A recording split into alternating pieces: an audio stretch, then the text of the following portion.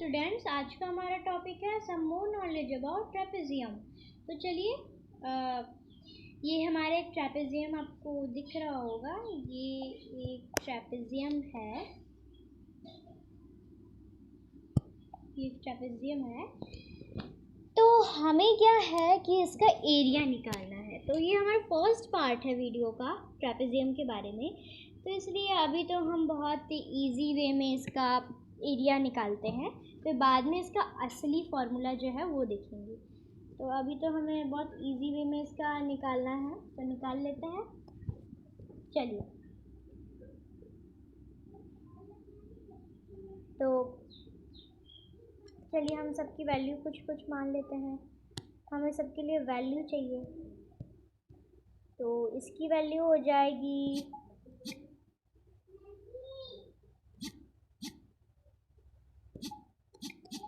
3 centimetre. इसकी value हो जाएगी 3 सेंटीमीटर।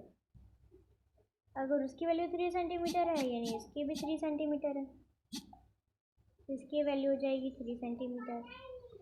अब इसकी वैल्यू निकालनी है, तो इसकी वैल्यू क्या हो जाएगी? इसकी भी वैल्यू 2 सेंटीमीटर हो जाएगी। ओके, एंड देन हमें इसकी वैल्यू निकालनी है, तो इसकी भी वैल्यू 2 सेंटीमीटर हो जाएगी। तो यानी 3 सेंटीमीटर 3 सेंटीमीटर 2 सेंटीमीटर 2 सेंटीमीटर। अब हम इसका बेस निकाल लेते हैं, तो ये हो जाएगा 1 सेंटीमीटर। यहाँ भी 1 सेंटीमीटर और यहाँ भी हम मान के चलते हैं 1 centimetre. The both are 1 centimetre. Okay, let's found the area of trapezium.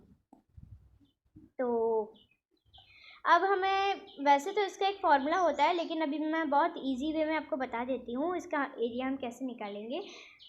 तो हम इस ट्रायंगल को अलग कर लेते हैं। ठीक, अब पहले सिर्फ हमें इस रेक्टेंगल का एरिया निकालना है। तो हमें सिर्फ इस रेक्टेंगल का एरिया निकालना है। तो इस रेक्टेंगल का एरिया क्या हो जाएगा? इस रेक्टेंगल का एरिया, अगर हम मान लीजिए दोनों को ऐसे अलग कर दें, तो फिर उस रेक्टेंगल का एरिया क्या हो जाएगा? तो चलिए इसको हम अगले पेज पे सॉल्व करेंगे। अभी इसको जोड़ देते हैं वापस। जैसा कि आपने देखा कि मैंने इसको, इन दोनों को डिस्ट्रीब्यूट करके फिर हमें एरिया निकालना है। ओके, तो चलिए अगले पेज पे चलते हैं। तो इस पेज पे हमें क्या करना है? अब हम यहाँ पर लिखते हैं, let's find the area of trapezium through distribute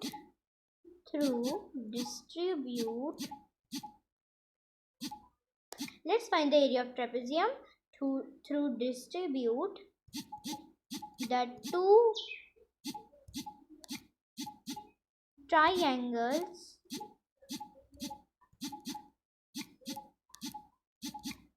and one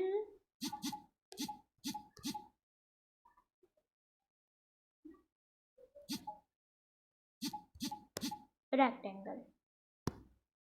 okay, तो फिर क्या हो जाएगा? हम एक बना देते हैं। चलिए, सबसे पहले हम एक रेक्टेंगल बनाएंगे। अब हमें रेक्टेंगल का पता करना है क्या होगा। तो चलिए पता करते हैं रेक्टेंगल का क्या होगा।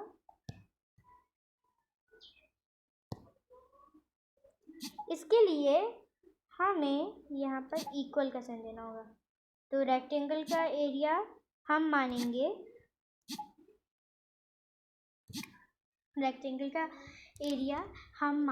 क्या होता है? रेक्टेंगल का एरिया कैसे निकालते हैं? L इंटू बी फॉर्मूले से। ओके, हाँ, तो रेक्टेंगल का एरिया निकलता है L, okay, L into into B फॉर्मूले से। ओके, रेक्टेंगल का एरिया निकलता है एल इंटू बी फॉर्मूले से। तो इक्वल का वापस साइन दे देते हैं, क्योंकि अभी हमें पता करना है। इक्वल का वापस साइन दे देते हैं। हाँ, तो यानी रेक्टेंगल का एरिया एल इंटू बी फॉर्मूले से निकलता है। तो अब देखते हैं कि एल क्या था। चलिए वापस उसी पेज पे चलते हैं। हमारा एल क्या था?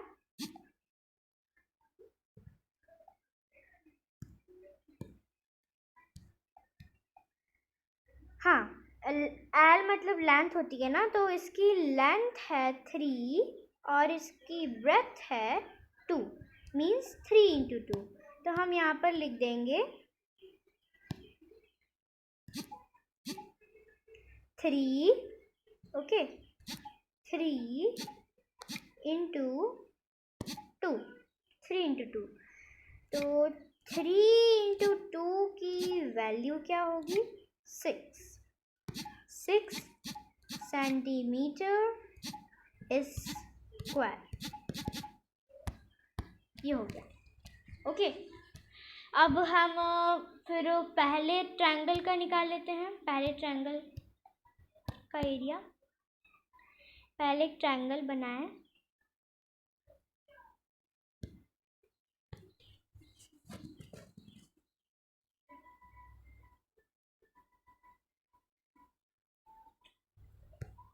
ऐसे 2 ट्रायंगल्स थे ना, तो हमने दोनों ट्रायंगल्स बना दिए। ठीक है, अब सबसे पहले इसकी वैल्यू देख लेते हैं। हम यहाँ पर क्या लिखेंगे? Equal to, sorry yes, equal to.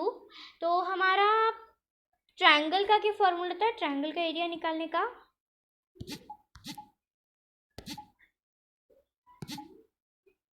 Okay, half B H, ये होता है formula. Sorry yes, half B H, ये होता है फॉर्मूला किसका? इसमें सॉरी, हाँ, ट्रायंगल का। तो इसमें हम बीच में चलिए इंटू का भी साइन दे देते हैं। हाफ बी एच में इंटू का भी साइन आ जाता है। Half B H means half into, यहाँ पर भी इंटू आता है। हाफ बी एच का मतलब सिर्फ हाफ बी एच नहीं है, हाफ बी इंटू एच नहीं है। इसका मतलब हाफ बी एच का मतलब half into B into H होता है। Okay, yes, that is. अब हम इक्वल का साइन देंगे। अभी तो हम इतने में ख़त्म करें, क्योंकि हमें पता नहीं ना इसके आगे क्या आता है। हाँ, तो अब हम देख लेते हैं हाँ, बी क्या है और एच क्या है यहाँ पर। तो हमारा बी है, ये हमारा B1 है, B1 है, H2 है। ओके, B1 है और H2 है।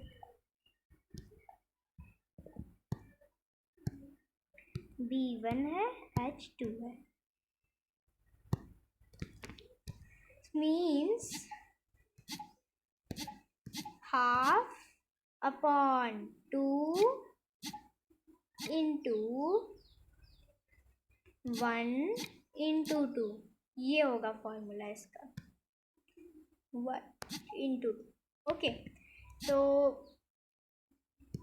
अब इसको आगे सॉल्व करते हैं। तो इसकी क्या वैल्यू हो जाएगी? इसकी क्या वैल्यू हो जाएगी? सिंपली इसकी वैल्यू 1 इंटू 2 करने पे क्या होता है? देखिए, सबसे पहले तो हम हाफ का साइन अभी भी दे देते हैं। यस, अब 1 इंटू 2 करने पे क्या होता है? 2, तो 2 लिख देते हैं यहाँ पर। अब हाफ इंटू 2, तो 2 का हाफ क्या होता है? 2 का हाफ 1, तो इसका आंसर हो जाएगा 1 सेंटीमीटर स्क्वायर। तो ये इसका आंसर हो जाएगा। अब दूसरे ट्रायंगल का भी यही होगा। दूसरे ट्रायंगल का भी जो एरिया होगा दूसरे ट्रायंगल का भी जो एरिया होगा वो 1 सेंटीमीटर स्क्वायर होगा। ठीक है, तो अब हमने सबका एरिया निकाल लिया अलग से। अब हम सारे एरिया को ऐड कर देंगे। Let's add the areas of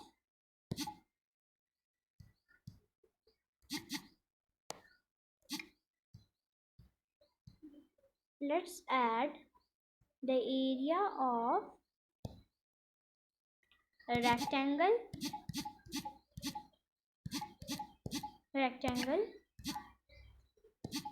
square and oh really square, think yaar, triangle, okay, triangle and rectangle, triangle, first triangle, okay, first triangle, then second triangle,